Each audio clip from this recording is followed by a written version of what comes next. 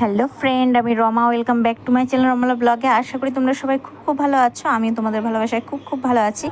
দেখো আজকের কেমন ওয়েদারটার, মানে এটা প্রায় 2-3 দিনের আগের ব্লগ, তাই আজ আমি এডিটিং করছি, কিছু মনে করো না, কারণ আমি ব্যস্ততার খাতিরে করে উঠতে পারছি না।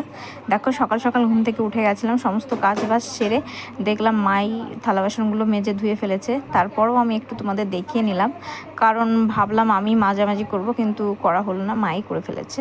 তারপরে চলে এসেছিলাম ঘরটা ঝাড় দিয়ে ঘর মুছতে। তারপর দেখো ঘরটা মুছতে চলে এসেছিলাম, দেখো তোমাদের দেখাচ্ছি, কারণ আমার ননদ এসছে 2-3 দিন হলো। ও মানে উনি ওই ঘরে ঘুমিয়ে আছে, সেটাও দেখাবো। আর চলো এখানে কি কি আছে তোমাদের একটু দেখিয়ে দিই। আমার ননদ এনেছিল আম, মানে হিমসাগর আম, সেগুলো হালকা করে একটু দেখিয়ে নিলাম, মানে তোমরা দেখেই নিলে সাইড হয়ে। এ দেখো দিদি শুয়ে আছে, আর এই পাশে দেখো আমার বেবি ঘুমোচ্ছিল, সেটা একটু দেখালাম না, হালকা করে দেখিয়ে নিলাম, কারণ দেখানো বারণ আছে বেবিকে।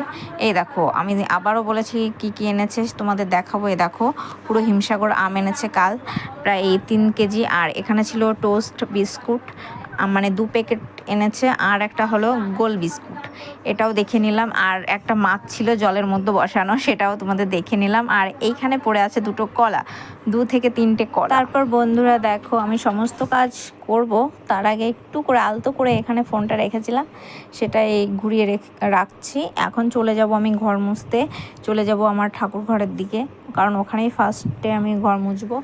আর কি বলতো বন্ধুরা, এই যে গরম পড়ছে না, মনে হয় বেঁচে থেকে কোনো লাভ নেই, কারণ এত গরম না সহ্য করাদায়ক। যতই বৃষ্টি হোক না কেন, গরম আর যায় না বন্ধুরা। আর এখন যা ওয়েদার বাবা, মানে ষষ্ঠী চলে আসছে বন্ধুরা। যাই হোক, যারা যারা জামাই ষষ্ঠীতে যাবে তাদের তো অনেক প্রচুর আনন্দ। তোমরা যারা যারা জামাই ষষ্ঠীতে যাও, তোমাদের জন্য রইল অনেক অনেক ভালোবাসা, শুভকামনা। আর এই দেখো কাজ করতে করতে মানে আমি এদিকে এডিটিং করছি আর অন্যান্য ধরনের কথা বলছি, কিছু মনে করো না। যাই হোক দেখো আমি ঘরটা মুছতে মুছতে কী কী চুল পেলাম হাতে, কারণ এটা আমি প্রতিদিনই পেয়ে থাকি। আমার ভালোই লাগে না বন্ধুরা, চুল না, এত চুল কি করে যে আসে ঘরে, একটু ভালো লাগে না। তাও দেখো একটু ঘরটা মুছে নিচ্ছে একটু তাড়াতাড়ি করে। আমি কি বলো তো বন্ধুরা, তাড়াতাড়ি করার চেষ্টা করি, কিন্তু তাড়াতাড়ি করতে পারি না, কেন জানি না, এটা আমার সাথে হয়। এ দেখো চুল আবারও পেলাম, হাত দিয়ে আমি তুলে নিলাম, কারণ অনেকেই দেখেছি ঘর মোছার সময় চুল টুল পড়ে থাকলে তোলে না, কিন্তু ওগুলো মানে দেখলে আমার পুরো ঘেন্না ঘেন্না লাগে। যাই হোক আমার হাতে পড়ে, সেগুলো আমি তুলে ফেলে দিই বাইরে, সেটা পরে এই দেখো বা হাতে আমি রেখেছি, এখন আমি ফেলে আসবো। যাই হোক আমার এখন ঘরটার মোছা পুরো কমপ্লিট হয়ে গেল। এরপরে চলো কি কাজ করি সেটা তোমাদের সামনে।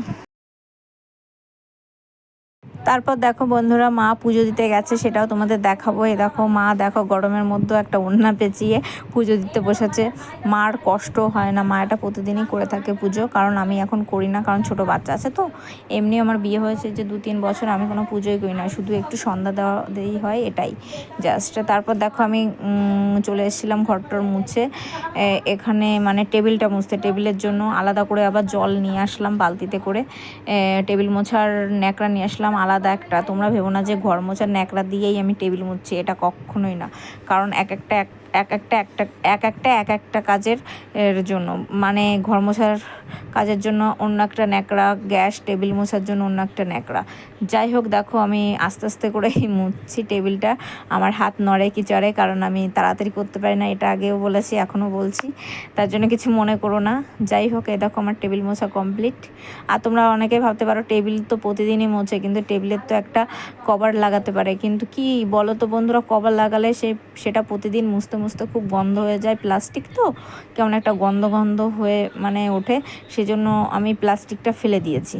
ফেলে দিয়ে এখানে আর একটা মানে খালি রেখেছি, কারণ গ্যাসের টেবিলও প্লাস্টিক ছিল, খাওয়ার টেবিলেও প্লাস্টিক ছিল, ওটা আমি দুটোই মানে তুলে ফেলে দিইনি, এটা ভুল কথা। ওই দেখো যেখানে আম দেখা যাচ্ছে বন্ধুরা, আমের বাক্স, ওখানেই আমি আলাদা আলাদা করে পাতিয়ে রেখেছি, ওটা হলো বাক্স একটা, মানে ওখানে অনেক রকমের বালিশ, তারপরে লেপ, হ্যানা ত্যানা আছে, কারণ মাই ওখানে রেখেছে ওই সমস্ত জিনিস, তাই ওর উপরে মানে প্লাস্টিকটা রেখেছি, কারণ ওখানে তো আর বেশি নোংরা হয় না।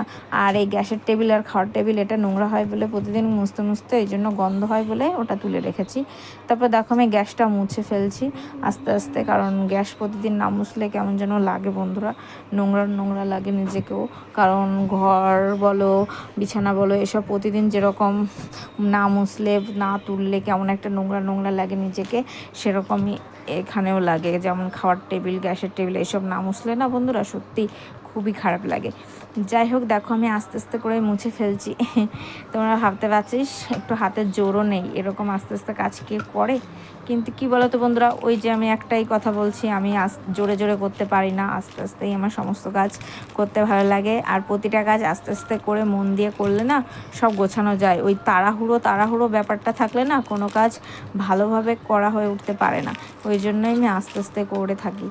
আর এই দেখো গরমও লাগছে, কারণ এই গ্যাসের টেবিল মুছতে আসলেই আমার খুব গরম লাগে, কেন জানি না। কারণ এটা হলো 2-3 দিন আগে আমি এটা রাত্রেই করে ফেলতাম, আবার সেই সকাল থেকে করছি।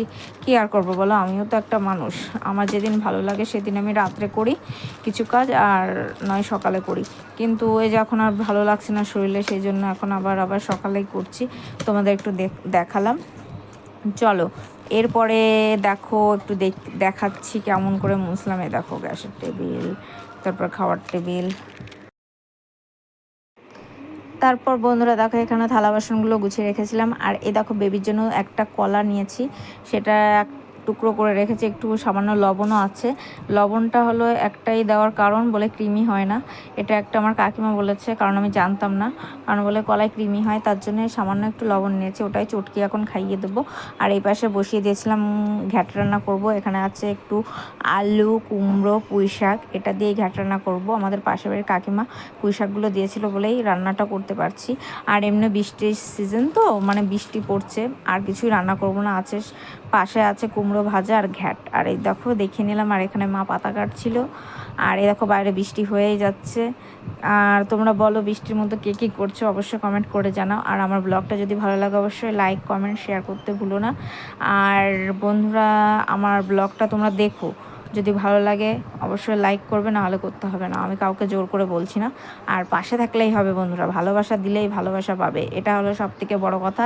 আর এই দেখো আমার রান্নাবান্না পুরো কমপ্লিট, জোগাড় যন্ত্র তোমাদের একটু হালকা করে দেখে নিলাম।